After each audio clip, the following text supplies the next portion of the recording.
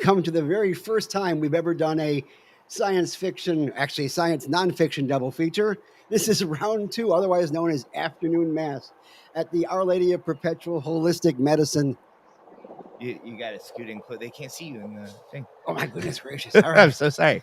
I ran in here and my hair is all a mess, and you just messed up my intro. So I'm not going to start it again, but I will tell you right now, you are in round two of the rotation. Let's jump in.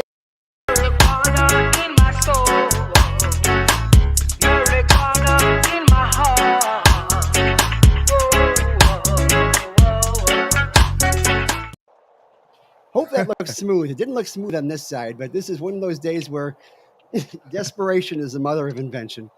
And we are so glad we are starting to get straightened up. We now have our guest on board, and I think this is. Let's go ahead and introduce ourselves again. Why not? You have come on to the road. Take a breath, Gary. Just woosah. Yeah, so I got paraquat in my lungs. Hold on a second. Okay, so you have reached the rotation, and we are the Masters of Cannabis. My name is Gary Stein. I am the political director of Suncoast Normal and the official master of public health and token Jew. And to my right, although he's somewhat left of center, we have Carlos Armida, our deputy director and master of business administration.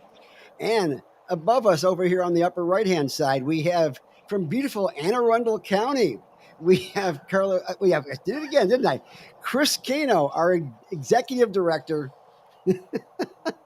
and master of public administration. So we are the Masters of Cannabis, and we have a very special guest star today. We have a federally elected official right here. This is Congresswoman Nancy Mace, who you may have heard before is the very first female graduate of the Citadel, which makes her a very special person. She did what Shannon Faulkner couldn't do, and that is get all the way through that and move forward. As up above us here, Mr. Kano was also a cadet in the Air Force, and so he understands some of what was going on over there to an extent. But first off, welcome, Congresswoman. Glad you're finally here with us. Yeah, and thank you for being flexible in your timing, especially on the weekend. So. No problem. We are anything if flexible. Can you tell us anything about what's going on over in D.C. right now? Or is that it's been very busy because of the Ukraine situation. And in fact, I spent the last weekend, a week ago, at the border of Ukraine. And so a lot of what we're doing right now, or at least in the last couple of weeks, has been in that direction. But when we get back to D.C. on Monday, we will have some votes this week, including one, I believe, on the MORE Act that will be coming up in the next couple of days. And of course, I've got my own bill, the States Reform Act, that was endorsed by NORML, both groups on the conservative side and the Democrat side of the aisle, and is a bipartisan effort that I'm doing on my own as well. And so we should be getting back to the normal order of business, I believe, later this week. I take it you're on the road.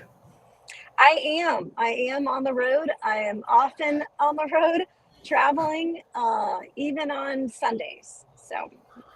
And you just came back from Poland, so you haven't had a chance to take a breath either. No, I have not. There's so many issues facing our country right now, and I think Vladimir Putin might be the one guy that brings both sides of the aisle together, right? Nobody wants World War III, and we're doing all that we can in our power to ensure that does not happen. And I sit on the Oversight Committee.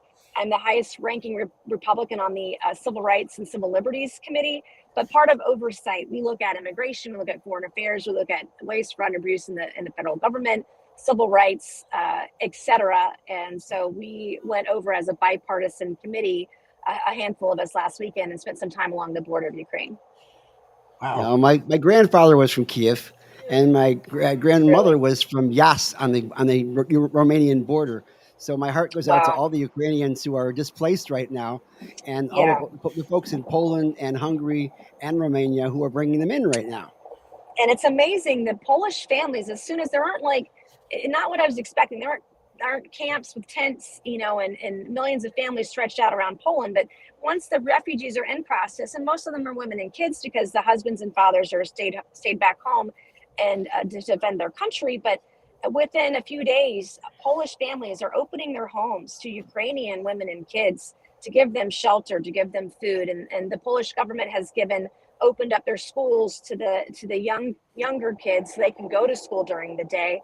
It's nothing short of remarkable, and is a great footnote in history, in world history, about humanity and what they're doing to protect those in the region who are seeking help and seeking a way out of Ukraine, at least temporarily. And most of the Ukrainians, once it's over, they want to go back to their homeland. And so it's very sad to see, but also at the same time, when you see the Polish government coming together and families opening their homes to these women and kids, it's very heartwarming as well. It's generous. Poland is definitely a long cry from the country that was in the Warsaw Pact with Marshal Tito and all that. But that was a long time ago in a galaxy far, far away. Thank God. Right. No, that's exactly right. Okay, I actually happen to have a copy of your bill here. This is the pocket edition, all 113 pages. 130 pages. Exactly right. Double-sided, so I could save some paper. We've got to have some sustainable sources for that. It's good. It's interesting. It's good reading. We'd like to take it apart, but we'd also like to ask you just a couple of things on your background. As a conservative, obviously, we seem to be having more conservatives that are more on the prohibition side than we do on the other side, or more. A lot of the centrists are for it. I always figured we wouldn't have legalization until everybody in Congress who was born after 1950 is finally out of office. Before 1950, we haven't got to that point yet.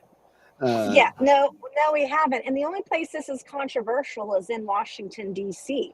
And it actually, in my home state of South Carolina, it's Republicans that are leading the effort on our side. We're trying to get the state legislature trying to get medical, and Mississippi supported it by 78% of the population. It's like, heck, if Mississippi can do it, certainly we can too. But we have one of the most conservative medical cannabis bills in the country that's going through the legislative process now. And it's been interesting. The ballot, ask your voters what they think about it. And I will tell you overwhelmingly, whether they're Democrat or Republican, they support the rights of states to do what they want on cannabis. And you have 47 of 50 states that have something. Like South Carolina, we have CBD and hemp. Florida has medical. California has adult use. But whether you're on the left or the right, you support the rights of states to do that. And that therein lies the crux of my bill, the States Reform Act. And I have an election, and my primary opponent is saying I'm high and I'm trying to legalize and do all this stuff. It's like, no, man, this is actually kind of a conservative value, this idea of federalism and states' rights. And oh, by the way, this bill is so good. It's been endorsed by NORML and Americans for Prosperity and Amazon and any number of groups for different reasons, including our veterans and law enforcement. Everybody wants this, right? And it's a matter of how do you do it in a bipartisan way? Because I believe the only way you can do it at the federal level. Oh my gosh, somebody just, oh, not us. I'm not driving. Everything okay? Oh my gosh, are you okay? Someone just almost came over and hit our car. Are you okay? Wow. Hang on. You're in DC right now? No, we're in South Carolina on the road.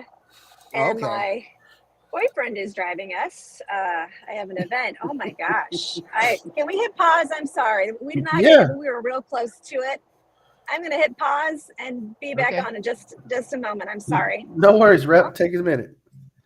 Wow. So, eventful day for Rep Mace between the threats at the Capitol and almost getting hit on the road. So, and still a champion to be with us today. So we're very grateful for the representative. But, Squad, as we're talking about, what's going on, the representative did touch on the issue of states' rights, and various states throughout the country have said, the federal government's policy is wrong and we want to do right by our people.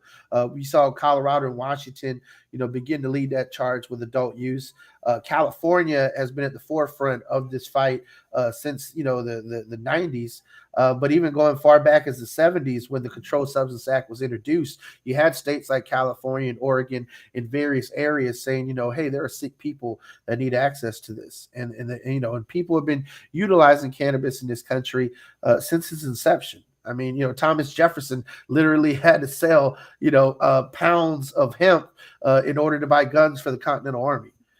So it's not like America is a stranger to it. What we saw, though, is that racist elements in anti-immigrant elements in our Congress utilize cannabis prohibition as a way to scare other districts and other colleagues in Congress into passing prohibition, to utilize it as a way to directly target African American and immigrant communities in order to over police and arrest them. And so the fact that we have young, bright representatives, like Nancy Mace, even on the conservative side, stepping up and champion this and having these discussions that you would not get from these guys who grew up during the Jim Crow eras on both sides of the aisle. So the fact that we're having a vote this week in Congress for the second time on the MORE Act. We had one at the end of 2020, which was mostly symbolic, and now we have one going up this week. And then the opportunity that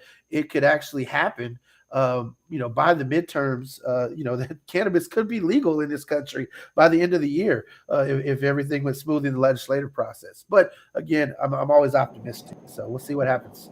And welcome back, Representative. Okay. You okay? Oh my God, what a day! What is going on? Like you're still going. Look at you. Now, of course, you represent South Carolina's. Go ahead.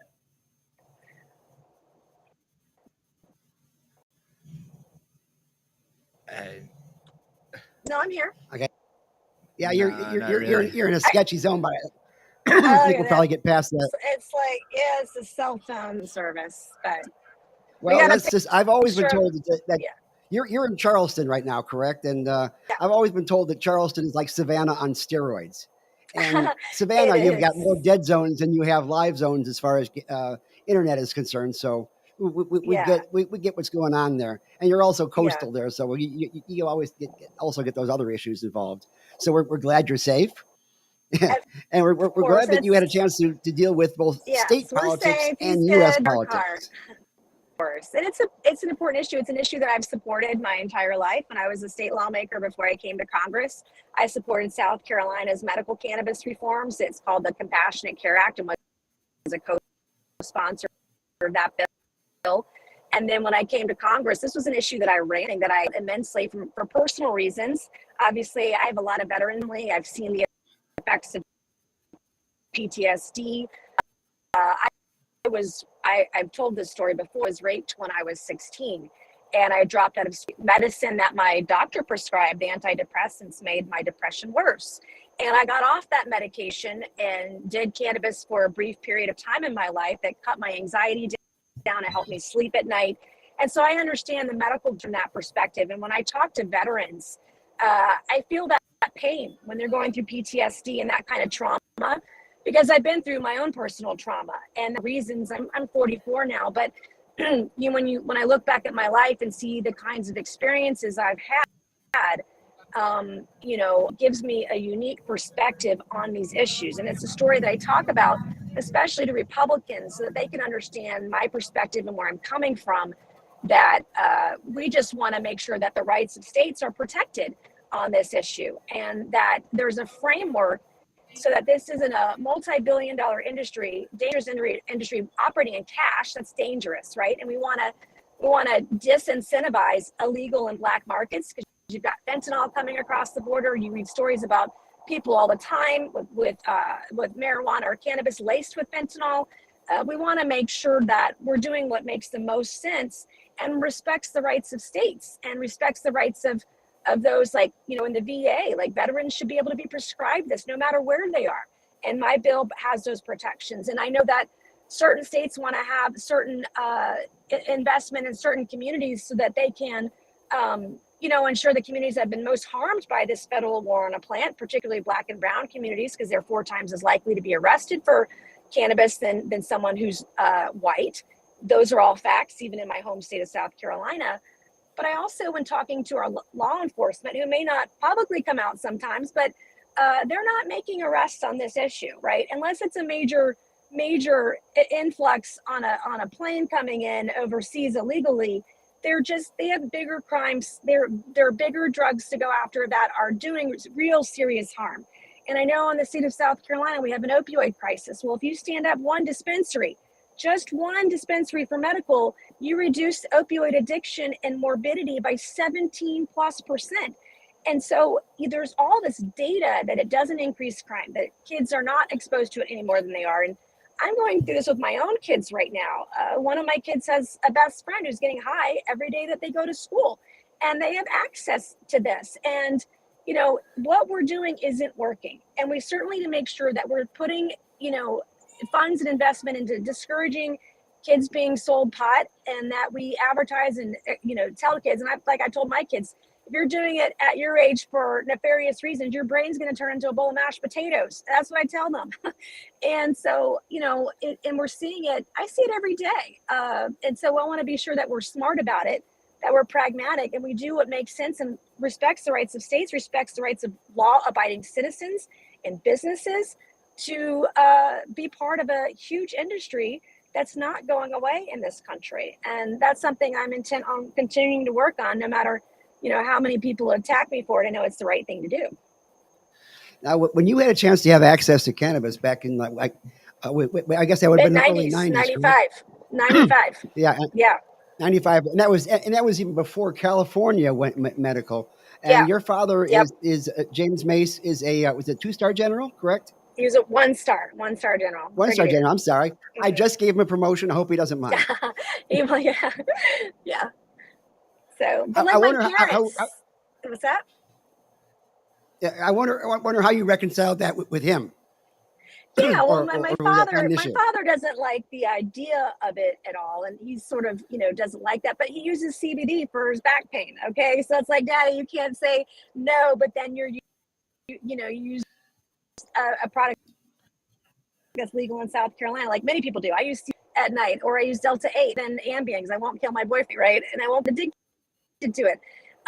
But my mom is 80 and my dad's 82, but my mom is like, hey, if I ever get sick, shipping the best stuff from California, right? And so the most people, when you talk to them, you explain what you're doing, support it. It's people on either side of the aisle, or sometimes within the industry or without, that put out things that just aren't true, or they put out, you know, stats and data that just aren't substantive and are not true. And I'm going through that now in my Republican primary. And I'm like, well, no, that's not it at all. And what you're citing is a complete falsehood. And so it's up to us to educate people. And I'm really thankful to the industry that provides us data and statistics that I can then go back to people and say, no, this is where you're wrong. And if you really want to study it for medical purposes, if that's your intent, then you have to deschedule it.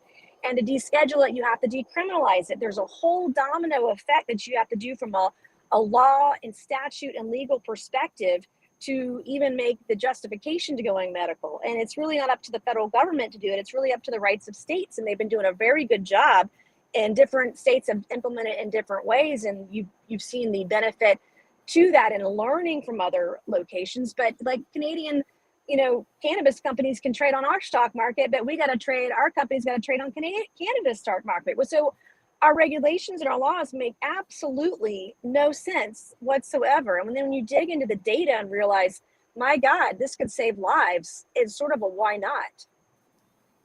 How is it possible to get you to come to Florida and talk sense to some of our politicians? I mean, we have full medical over here in Florida, but our program itself is a bit on the screwed up side. We have a number of issues that have not been resolved. In fact, if I can blow our own horn for a little bit, we set up a number of bills that were filed this last year that couldn't even get through the committee. I'm certain you're familiar with how that works. And of course, we're in state Florida, which we call the meth lab of democracy. Where we you go got ahead a lot of freedom down there. You have a lot of freedom down there. Y'all should be proud of that, though, too. So. We do have some, but like, for instance, there's no public use right now. You can still get fired or not get a job for having a medical card, even if you're not using it at all during the time that you're working. Yeah, even if you're being prescribed it. Yeah, so Representative Mace, one of the side effects that I think your colleagues should realize is that employment practices are not catching up with these changes in statute. There are medical marijuana patients who are now living healthy, productive lives, and now they're being told you can't work here, or, oh, you got to choose between your healthy life utilizing your medicine and this job. There's no employment protections. There's no protections for people who need to utilize this and who may need an organ transplant. People going through liver failure using this want to be on the transplant list. Oh, you're using weed, you're kicked off the transplant list. So these are some of the side effects that we need the legislators to be aware of, because they may not be. I mean, and then the last thing is that, and this is something I'm not sure that you might be familiar with, but our commitment to certain international treaties as the United States of America, how is that going to affect us in trying to move forward with passing your bill, for example, or the MORE Act, or any piece of legislation that would essentially deschedule cannabis? Yeah, and I just did a bill in the last week or two regarding the UN and descheduling cannabis overall as well. It's something that countries around the world need to be looking at, not just us. And let's talk about Brittany Griner for a moment, right? Yes. Being jailed. It was my 80-year-old mom. It was my 80-year-old mom that called me about Brittany Griner. She's like, "What are you doing about Brittany Griner?" Right? And so, this is topical. It's on people's minds. I had no idea about the organ donor situation. I might need to modify or amend my bill in that regard and make sure that there are incentives. It's sort of like, if you're not vaccinated, they will not give you an organ, which doesn't seem fair, because if you've had COVID, in my case, I've had it twice and I'm vaccinated, I probably glow in the dark. I have so much immunity.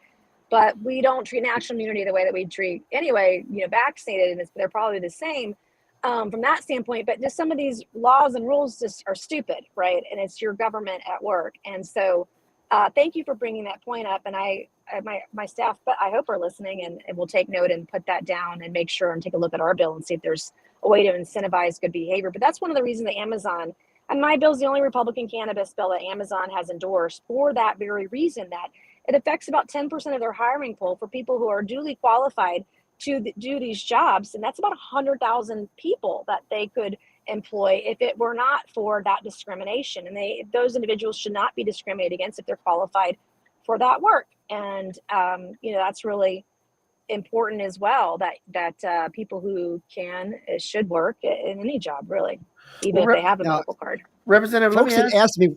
Go ahead, Chris. Yeah, Representative, let me ask you, because we're talking about these unforeseen side effects of moving forward with legalization.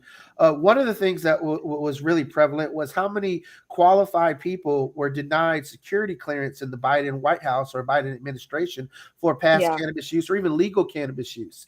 I totally understand, coming from a national security point of view, that maybe giving someone top secret clearance who has to go to a weed dealer is not necessarily the right move in the interest of national security. But if we're saying someone can go to a legal dispensary, why should people be denied security clearance when they're utilizing a legit medicine and going to a legitimate establishment? You're right. Certainly if it's used for medical, right? I mean, if people are doing opioids to cure their pain and being addicted to that, the same rules should apply then, correct? And that's not the way that it works. Again, is another issue with the way we're dealing with cannabis. So I have to ask you, your predecessor, who you beat in the last election, voted yes on the MORE Act. Can the constituents of your district count on your vote for the MORE Act this go round? We're still working through it, and I haven't made a decision yet. I am gonna, if there's an opportunity, we're working with my staff on this, I would like to try to amend the MORE Act when it comes up this week, if we're able to, and include some provisions that are included in the States Reform Act. And if we can get a little closer to that, then that would be something that I would support. It needs to be more bipartisan than it is right now. And the taxes are kind of high. You're talking about 5%, and then over a couple of years going up to 8%. And the last thing you want to do is incentivize a black market and continue to incentivize illegal behavior.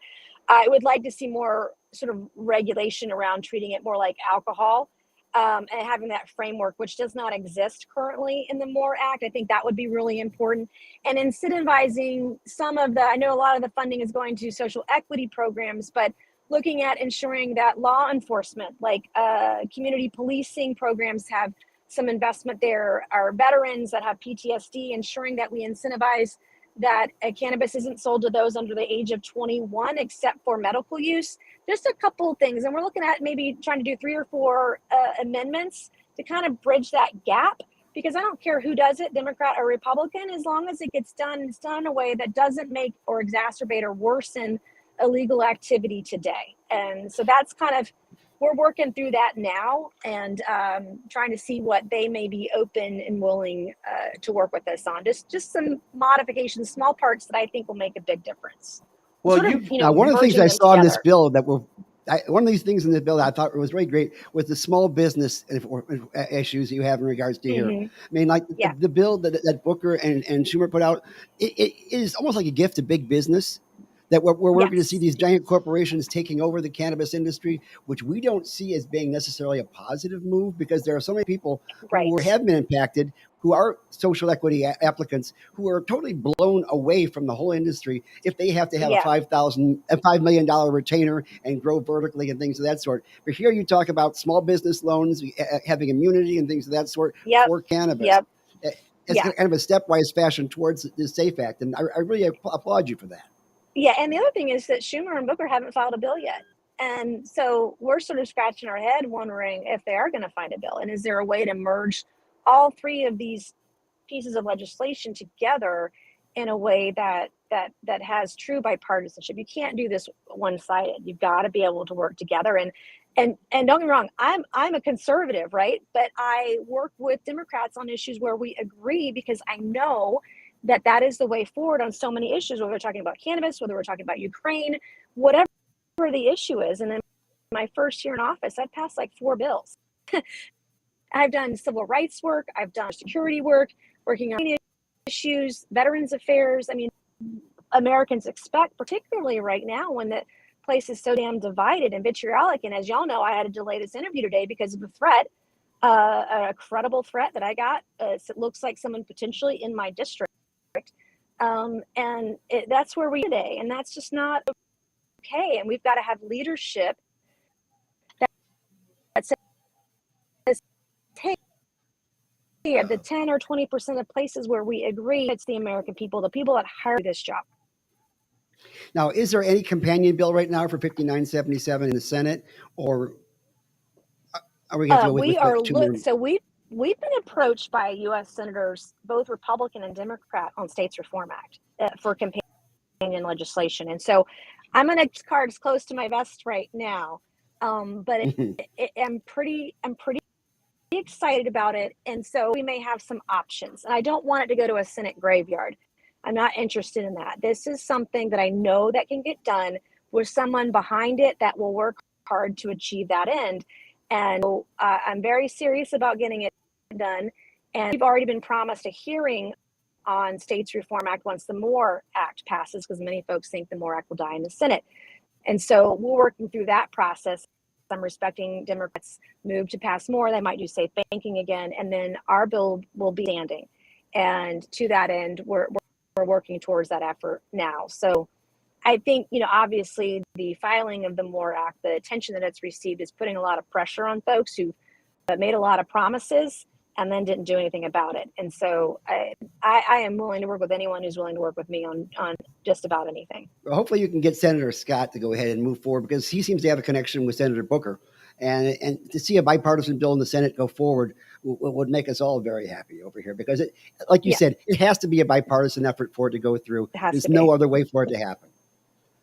Yeah, and you've done a number of bills, and you've done a number of veterans bills that have some bipartisan support, like the thing with the burn pits. And also you've approached another issue that we have a problem with here in the state of Florida, which is veteran homelessness. And you have the tiny homes bill. Yes. That's absolutely right. And, I sit on 3 committees. I sit on transportation infrastructure, which I thought would be the most bipartisan. It turns out it's been the least bipartisan, but it's the VA committee, and which is where States Reform Act will go through. But the most partisan committee, which is oversight, and the most bipartisan stuff, is where I'm getting the most bipartisan stuff done.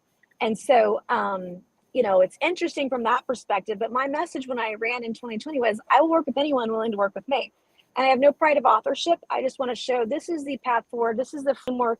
This is the concept, the ability for us to get it done one way or another. So, and that was the whole intent of the bill. And I had no idea how popular it would be. And I'm grateful for it. And I'm going to continue, beating the drum until somebody get done. Well, when I first started reading your bill, the first thing I happened to notice is there's a lot of retrograde motion here on this bill, where you have to fix things that happened in 1937. Like, for instance, there are several clauses where you just have to change the name from marijuana with an H to marijuana with a J. Now, this is actually kind of funny because I actually tried to get a constitutional amendment here in Florida, which actually got rid of the word marijuana altogether and put it in cannabis, so we could have all the laws regarding this substance to have one name as opposed to two or three. But that I found very interesting. Yeah. Yeah, no, that's a 130-page bill. Everyone's like, it's super long. I'm like, well, a third of it is just renaming it, right? In different places. And so a third of it's just technical changes, not even really legislative and meaty. And the beauty of this bill is it leaves a lot up to states to decide as well. And it has expungement and release for non-violent criminals, but not cartel gang members, not people with DUIs. And so I call it safe expungement and release, so I can get my side of the aisle on. And so it's got all of that. There's something for everybody in there, truly.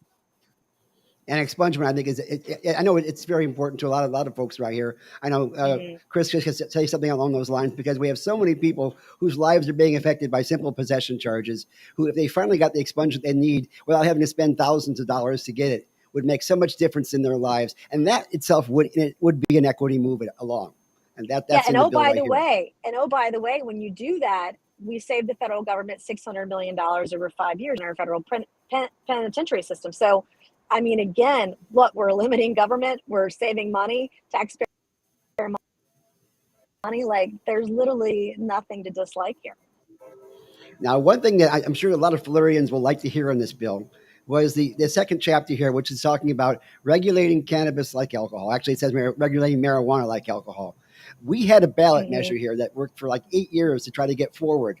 And it did not pass the Supreme Court muster this last time. I actually was in front of the Economic Impact Committee to go ahead and explain all the reasons why this would be economically feasible for Florida, but it never got past the Supreme Court. But they're trying again for 2024.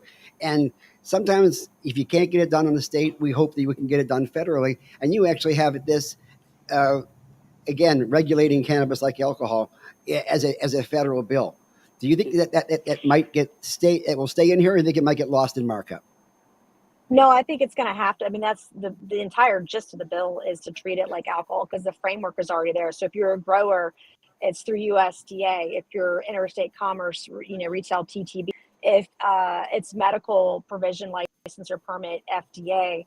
And what we want to have happen is have some agency like FDA take over the whole thing. No, that's not going to work for the industry either. And so if you treat it like alcohol, the framework is already there. It already exists.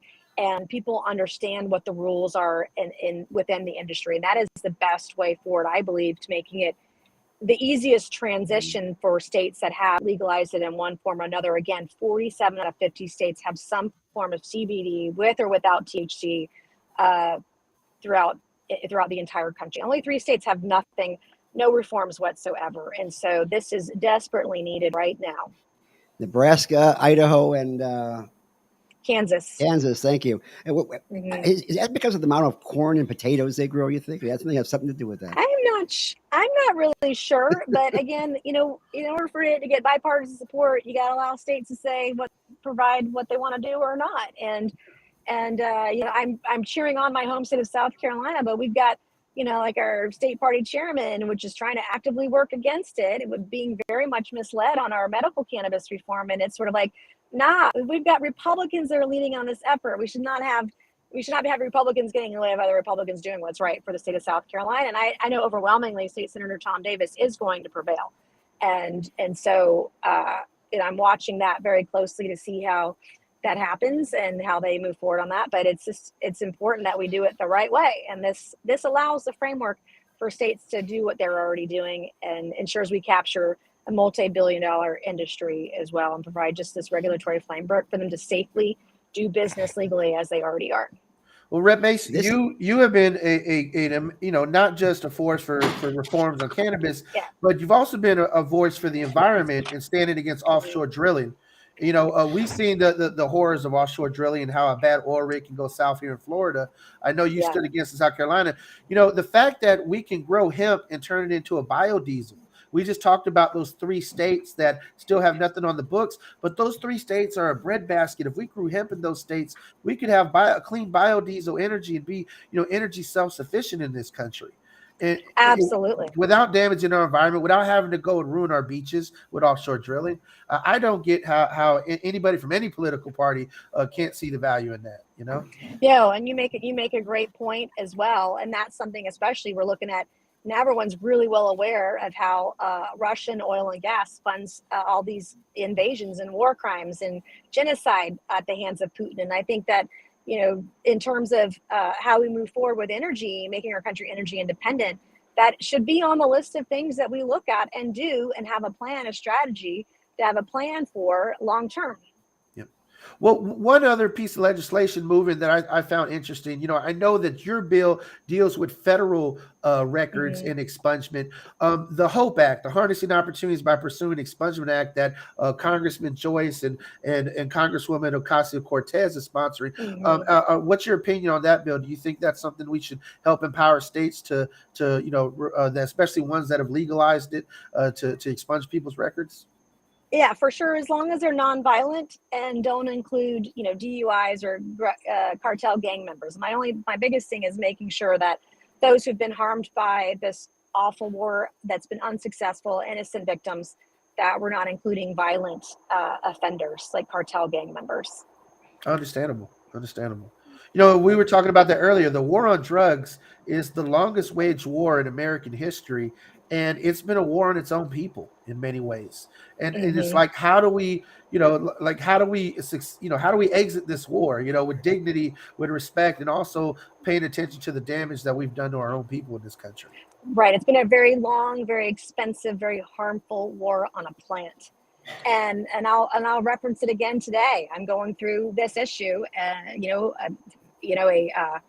teenager who can't yet drive, having access and getting high before going to school every day. So clearly it's not working and hasn't ever since its inception. And we need to do a better job in that regard. And for folks that use it medically or for any other reason that they want to, if it's legal in their state, then those businesses should be able to operate legally. It's very important that we have that framework set up. And I want to be part of the solution and not part of continuing this problem that has affected so many communities in such horrific ways that they just can't move forward in some cases and get out of We've been able to reduce tobacco use in teenage kids through peer counseling programs, but we haven't been able to make that much of a notch in regards to teenage drinking alcohol either.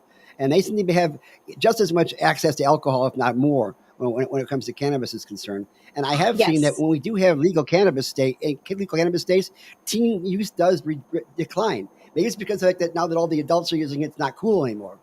That's a possibility. Right, and we all know someone who's been killed by a drunk driver. I one of my best friends at 16 was killed by a drunk driver, and my sister just last Saturday night lost a classmate from West Point, killed due to a drunk driver.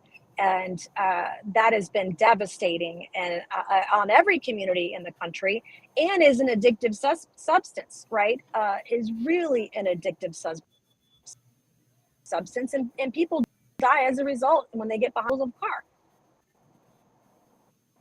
Now, I had a situation just this last week where a friend of mine, next door neighbors, the 3 of them that were living there all died all at once. When they went and investigated it, they found out they had bought cannabis from a local bar, and they came home and all 3 samples that they tested had fentanyl in it. Now, where this came from, we have no idea, but it killed all 3 of them. And that is an issue we have with the black market. And again, legalization would abate that situation. There are good players in the, as we call it, the legacy market now, and there are bad players in the legacy market. And it may have been an issue in regards of everybody coming down here for spring break and trying to take advantage of all the folks coming from all over the country to enjoy the Florida sun for spring break. But we have got that is one issue we've got to fix in our market, because it's not just in the cannabis; it's in all the prescription pills that are on the legacy market, et cetera, and cocaine especially. And just another reason that individuals who need or want to use it get it from a permitted dispensary, a legal dispensary. You know what's in it. You're not going to die from a fentanyl overdose, because that's what's coming across the border and is being laced in so many things off the market, on the black market, illicit market. People are dying. and all across the country, from every socioeconomic status and region and zip code that you could imagine. And so, again, it's just another reason to do this right. Now, another way to make certain that your product is not adulterated is to grow your own. And are you? I didn't see this in the bill, but are you considering amending it into there, or would you prefer to have the states take care of that particular piece? I'd prefer to have the states determine what they want to do in terms of cannabis reform or not, if they want to have prohibition or not. I want to respect the rights of states to operate in whatever manner that they see fit and that their legislature decides and their people decide on. And that's why I keep coming back to South Carolina. I'm like, y'all need to put this on the damn ballot and see where people are, because the vast majority of them want movement on this issue, Republican and Democrat alike. Well, Representative, one of the issues with South Carolina's medical marijuana bill is the fact that politicians are inserting themselves between the doctor-patient relationship by trying to crack down on what method of ingestions are legal and which ones aren't. We went through the same process in Florida, where the governor had to step up and press his party, the Republican Party, to support smokable flower as a method of ingestion. And what's your opinion on legislators being able to dictate methods of ingestion to patients? Do you believe it should be up to the doctor? Do you think the legislature should be involved? Well, I think it should be up to your physician who's prescribing it. But if that's what it takes to get it passed in South Carolina, then so be it. It's better than nothing at all. It's better than someone getting it on the black market and dying because fentanyl is in it, and would certainly help alleviate up to 17% of opioid addiction related deaths in the state of South Carolina. We have a massive opioid addiction problem, and they get that prescribed directly from their doctor, right? And then they go on the black market and get it off the street when that prescription runs out. And so this would go, any type of medical cannabis in the state of South Carolina would go a long way to helping alleviate the issues that we presently have, and would save lives. Now, one of the I could call it excuses that a lot of legislators have given us when we ask for greater reforms is they say, well, it's still federal legal, so that's why we have to consider the Cole memo and have as robust of a regulatory system as we have. Of course, robust meaning so tight that you cuts off the flow of blood to your head, practically. Right. But, and that's always an excuse, right? It's just an excuse not to do it. And in order to do this, you got to deschedule it. To deschedule it, you got to decriminalize it. There's this whole chain of events that have to happen legally by law, by statute, in order to do it right. So. Yeah, you have this statement on just one of the first few pages, page 5, where it says, this will clarify, for the purposes of the Controlled Substance Act, 1970, and related statutes in the light of the States Reform Act, that marijuana, with an H, later on changed, and tetrahydrocannabinols are deemed by Congress to be a drug or other substance that does not meet the requirements for inclusion in any schedule. And this was something that the Deputy Director of Health had actually said in 1970.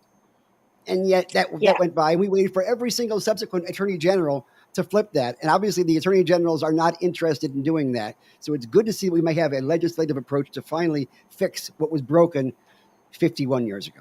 You have to do it this way. There is no option. And some are like, well, let's put it on a different schedule. That doesn't work either. And so that is the only way to do it. And cannabis is not heroin. It's not crack. It's not cocaine. And has medical benefits that we need to understand better.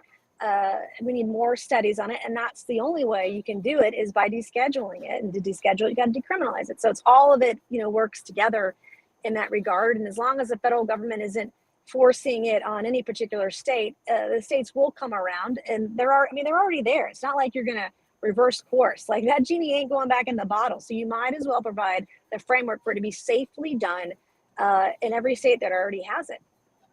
But the federal government has not been the friend of this revision for the last 51 years, even just to the point where they created a situation where the FDA could only do research on the harms of cannabis and not even on the benefits, to see just how much medicinal benefit this one has. We happen to have a lady here in the state of Florida who has had ALS since 1986. She just turned 71. She's the longest living ALS patient in the country. And that is solely because of the fact that in 1989, she came here on vacation actually to save up her muscle relaxants and possibly commit suicide. And somebody gave her a joint of very strong cannabis we had in Manatee County and she actually felt her disease abate. It actually stopped at that point in time. And even the American ALS Association won't even approve of that because they say it's federally illegal and we can't move forward. And yet here we have a cure for something everybody thinks has no cure. And I think that there's so many cures. It literally can save lives. Even the most recent there was a study that came out last week that said, hey, there's no medical benefits except anxiety and sleep. And it's like, well, we need to have multiple studies. And even then that saves lives, right? And it's just like, come on, guys, even in that study that said, hey, there was no medical benefit, showed there was still a medical benefit. It's like, okay, Ambien is addictive and you might kill somebody in the middle of the night while you're doing it. So it's just sort of, yeah. And I hear about stories about, about moms who are trying to not drink as much at night, right? And doing a half a gummy at the end of the day because that is stressful. I mean, It's just sort of, and they're trying to get off Ambien and all those things. And it's like, it could be a healthy option for us. And, indeed, and many people just don't have that option because, at least in the state of South Carolina, we're behind in that regard. Well, they're working hard to get there.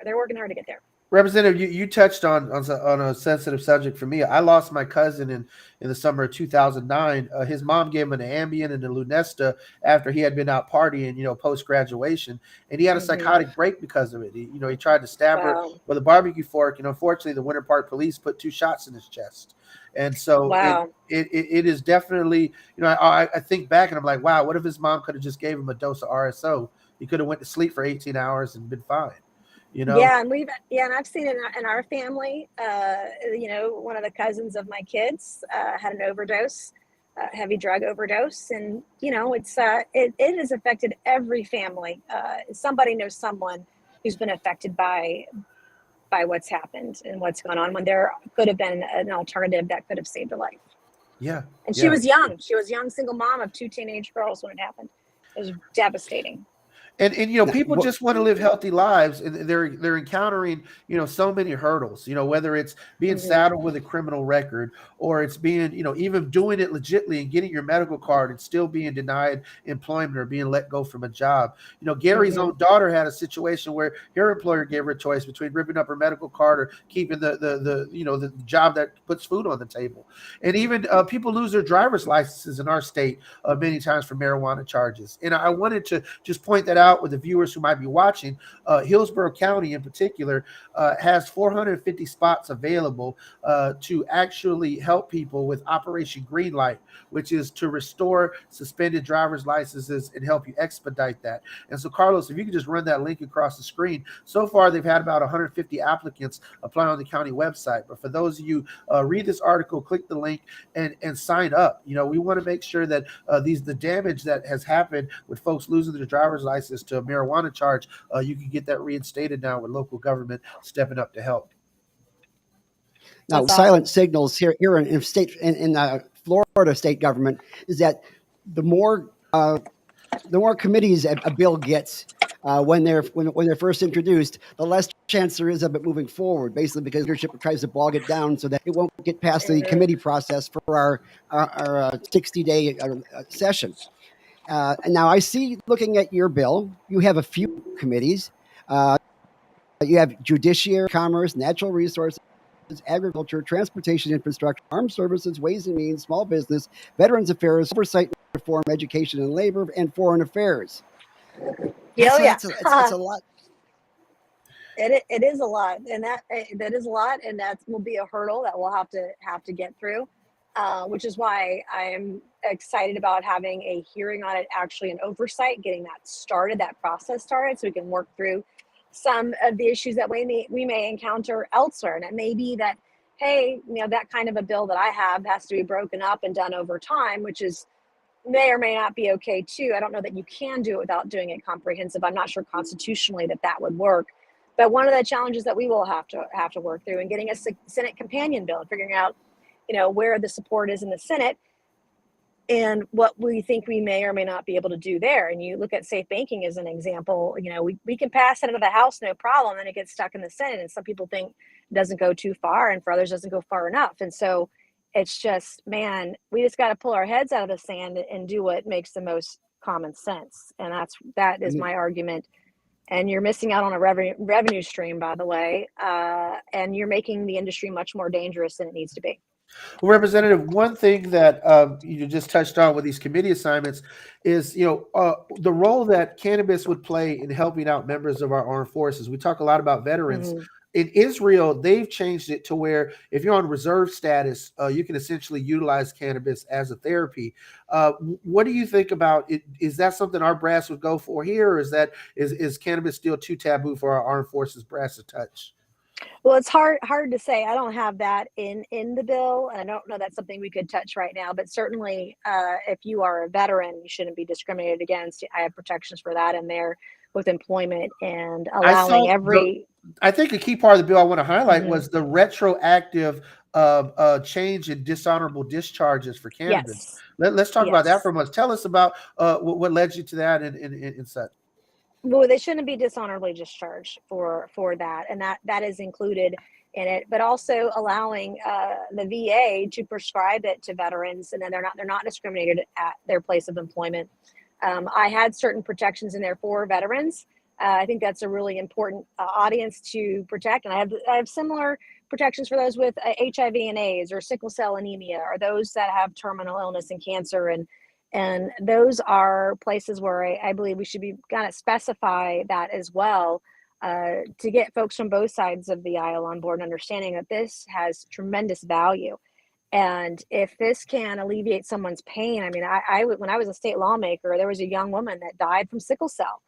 And it was the first time I really learned about the disease and how much pain she was in. I had no idea. And she died at a very young age, but it's just, gosh, people, like, we need to do what's right for every community, R or D, it doesn't matter, every community across the country, and just do what makes the most sense. Like, have that really pragmatic approach to this issue. Well, you say R or D, and I got to tell you, like, through this entire conversation, I've been wanting to tell you that it's been refreshing to see a Republican who's so open-minded and things like that. But the truth is, it's refreshing to see a politician that's willing to not only talk and listen, but to not think that they have all the fucking answers.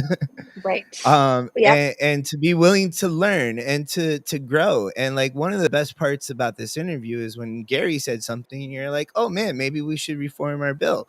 you know, that speaks volumes to you as a politician, as a person. And my mic is falling down. But that speaks volumes to who you are as a politician and as a person in general. And just, it's refreshing. It's really nice to see somebody that's willing to, like, not ignore facts just because they Yeah. you seem to be a politician that doesn't seem to have an agenda. You just want to do what's Yeah. right. So I I appreciate want to that. do what's, I appreciate the kind words. And I will tell you, I oftentimes, when I'm at an event, or like my tiny homes bill that y'all cited earlier, that was because of a conversation I had on a sidewalk in Beaufort, South Carolina, in my district, with a vet who was very upset about all the TV ads he sees on Fox News and elsewhere about these nonprofits building houses for veterans. And he's like, these people were willing to take a bullet for our country, and they're homeless, and we can't do a damn thing about it. And that, born out of that idea, came the Tiny Homes Act, and I partnered up with someone across the aisle to do that. And we have very promising feedback from the VA committee on it. But I do try to listen, and I don't know everything. I'm like, I kind of joke, I'm an inch deep and a mile wide, right? And I know a little bit about a lot, and am trying to do my part, because the reason I got into this gig, and I, quite frankly, I hate politics for a lot of reasons, especially right now, because it's so violent and vitriolic and right now, and it can be dangerous, as I have learned in my first 14 months. And so I want to listen to people and be an effective governor and legislator, because that's what I was elected to do. And I promised to do that. And so many times people will run for office, enrich themselves, or don't do what they say they're going to do. You have members of Congress who literally have never filed a bill. You have members of Congress who will never pass legislation. And if you just pour gas on the whole damn place and light a match, you're never going to get anything done. And that is not what the American people need right now. And we're seeing, really going through trying times with inflation, the Ukraine situation, the border situation, you name it. People, businesses, large and small, are all being affected. And we need people who are willing to work and build consensus to have an outcome that benefits everyone in their community. And that is what I am about. And that's one of the reasons that I'm passing on average about a bill a quarter. out of committee and out of the floor of the House, and then they go on to the Senate, or sometimes they die. One of my frustrations with the Senate, but I am doing the work that I said I was going to do, come hell or high water. Representative Mace, I'm sure Kano and Gary have a lot of questions and comments, and I'll give them a second to do all that. But the truth of the matter is, we've done a lot of podcasting today. You've braved threats and car accidents and all sorts of stuff to talk to us. Yeah. I think What we a should day. start thinking about wrapping it up. I don't know if Kano or Gary have anything that they want to say, but why don't you just take a moment, tell people how they can support you and where they can find you, and how we can support that bill. Yep. My website is nancymace.org. On the political side, if folks want to support me, I'm being attacked right and left in my Republican primary right now over this particular issue, and my opponents are wrong on it. And so I'm going to need as much support and help as I can get, and I'm working really hard, and I'm doubling down on it, quite frankly, because I know how important it is to people on both sides of the aisle who desperately want to see this happen. And so I'm very excited about that, and appreciate any feedback or input. Even as y'all mentioned earlier, you guys had a great idea for an amendment potentially to the bill. When we get through the committee hearing process, that would be the place where we would do that. And I'm very much have no pride of authorship and want to make sure that it is the best cannabis bill it possibly can be. Well, Representative Mace, I just got to say you are an amazing just hearing and talking with you. I've been involved in politics, intern in state house, running myself, and just like you said, the vitriol between both sides. It's amazing to be able to talk with you and see that you get it. And like what Carlos said is that you don't have all the answers, but you're willing to go get them, and you're willing to work with people to make the best possible legislation. You are the antithesis of Frank Underwood. It's funny because you would think he also was a graduate of military academy there in South Carolina, and the Sentinel, not the Citadel, but the Sentinel. Yeah, the same right? Sentinel, so, whatever that is, whatever that is, right? Whatever that is, it's pretty funny for sure. But we appreciate you coming on the show, taking the time out to share with you. And sorry about that. on that last part about just amended the bill. I just leave you with this. People are being kicked off of organ transplant lists. People are being kicked out of their nursing homes for using cannabis because of its federal schedule. And so we would look forward to working with you. Yeah, we want to work with you to do that. Looks like she froze. Oh. Come on back. Yeah, her internet's like sure done. That, y'all are in touch with my staff too, because those are two great places now. No, you're still. Okay, we can hear you. It's back. Y'all have a way to get in touch with my staff as well, and I'm totally open to making it better. And when I hear about those instances, it's like, man, we need to incentivize states to not do that kind of shit. Like, that's just wrong. So I appreciate that input. Well, thank you very much. Yeah, now I run a nonpartisan political action committee here in Florida. And one thing I found out when I was working with this is that whenever I talk to the progressives, the conservatives get angry at me. Whenever I talk to the conservatives, the progressives get angry at me. Whenever I talk to the independents, they both get angry at me. It's just like, it doesn't seem to be any way around it. And yet, poll after poll after poll, you've seen that cannabis is more popular in this country than Congress. Believe it or not. Way more popular, like 10 times more popular. Yeah. Indeed. So, well, Congresswoman Mace, thank you so much for being with us today. Thank you for braving your personal safety, and everything that you're going through. And we wish you the best. My own loyalty oath to my local party probably wouldn't allow me to write you a check, but you have my full support in going out there, taking names and kicking butt and doing what you're doing for the American people. Thank you. Thank you so much, guys. And you guys have a great weekend. I appreciate it. You have a great Stay safe. Peace out. Thank you so much. Well, you all have heard it here on the rotation. We have been, pulling a double header today with the representative from South Carolina, Nancy Mace. Carlos, I mean, you're not a politician, but your reflections were right on point, brother. I mean, she's one of 5 Republicans. We had to have his side of it. Well, on one hand, she's one of 5 Republicans I like. That, like, that's awesome. I was not upset at her.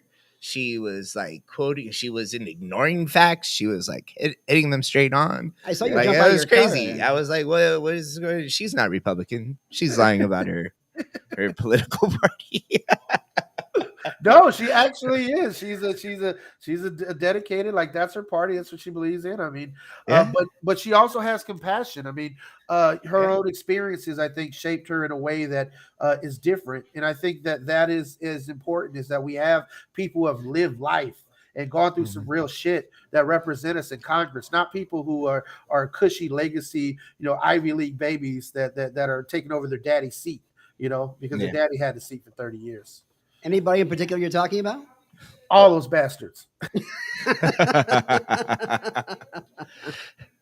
So yeah, Gary, how do you join Suncoast Normal?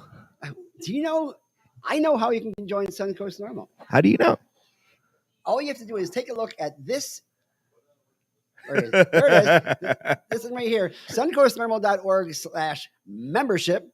And you can join for a mere $25. Get a really, really cool pin that looks like this. And by the way, this is more popular than having a congressional lapel pin. I can guarantee it.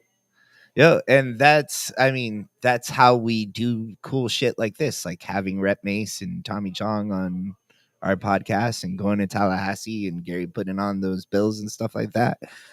It's how we survive, and it's how we throw these cool events that we're about to throw. And to all the press who are listening in today, feel free to use any of her quotes, any of our quotes. And if you want to get stuff you don't want to print, you can contact me. And on that note, please join us for our membership meeting this Thursday. It's over Zoom. Real simple to connect with us. Get to meet our membership.